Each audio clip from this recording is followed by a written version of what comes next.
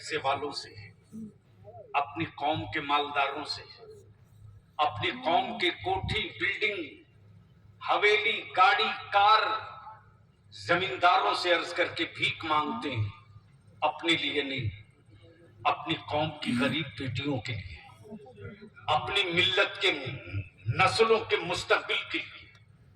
सिर्फ पैसे वाले तय कर ले, प्लीज बिल्डिंग वाले तय कर ले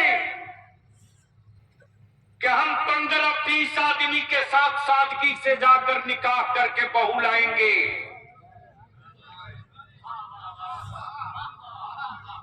तो इलाके और गांव के गरीबों की छाती चौड़ी हो जाएगी। जब फला बाबू के बेटे की बारात 15 आदमी से गई है, तो मुझ गरीब के दरवाजे पर कोई 11 आदमी आएगा, निकाह करके बेटी लेके चला जाएगा।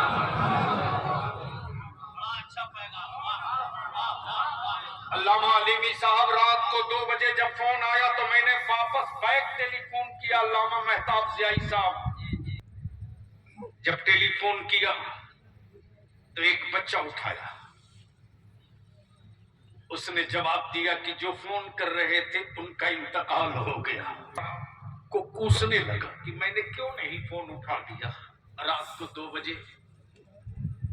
हो सकता है पीएमसीएच में, एनएमसीएच में, किसी हॉस्पिटल में मेडिकल की जरूरत हो, पैरवी की जरूरत हो, मैं काम आ गया होता, मैंने क्यों नहीं फोन उठा लिया।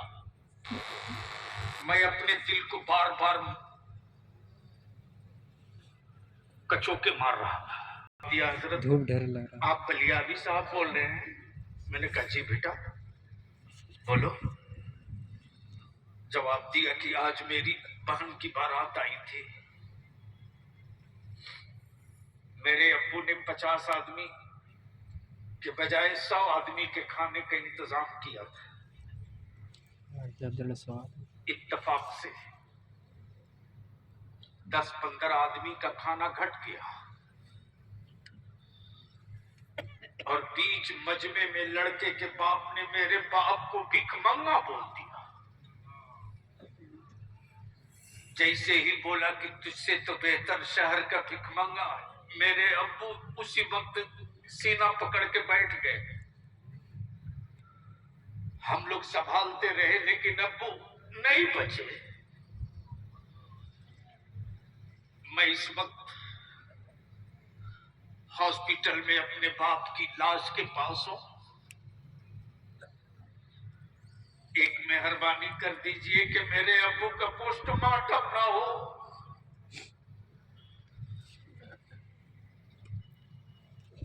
मेरी बहन भी सीरियस हो गई है, पता नहीं मेरी बहन भी बचेगी कि नहीं बचेगी। तब मैंने कौमी इत्तेहाद मोर्चा के नौजवानों को फोन करके कहा कि जाओ बेटे देखो, जहां बारात आई थी वहां डस्टबिन में देखो क्या हाल है। बच्चों ने जाकर जो देखा तो फोन किया, हजरत गोश्त और रोटी और चावल इतना फेंका हुआ है कि अगर ये खाना नुकसान न किया गया होता तो अब भी कम से कम 40 आदमी खाना खा सकता था। मैं अपने नौजवानों से भीख मांगता हूं, हमारे उलमा अपना प्रोग्राम छोड़कर, अपना जलसा छोड़कर, अपने किराया भाड़ा से जहां चाहो सुला दो, जहां चाहो बैठा दो, लेकिन वल्लाह मेरे किसी आलिम ने मुझसे एक बार नहीं कहा कि मेरा प्रोग्राम छूट रहा है। अल्लामा सैफुल्लाह अलीमी ने एक मर्तबा मुझसे नहीं कहा कि मुझको किराया कौन देगा। हमारे एक आलिम ने नहीं पूछा आपसे। इस सैलाबे इश्क में और जितने गांव के सदर सिगरेटी आए और जितनी मस्जिदों के मुतवल्ली और सिगरेटी आए हैं वो जरा हाथ उठा दें। जोर से बोलिए, खत्म होना चाहिए कि नहीं? धीरे बोलना, जोर से बोलो, खत्म होना चाहिए कि नहीं? आप लोग साथ देंगे? ये सदर सिगरेटी अंजुमनों के और गांव के मुतवल्ली और मस्जिदों के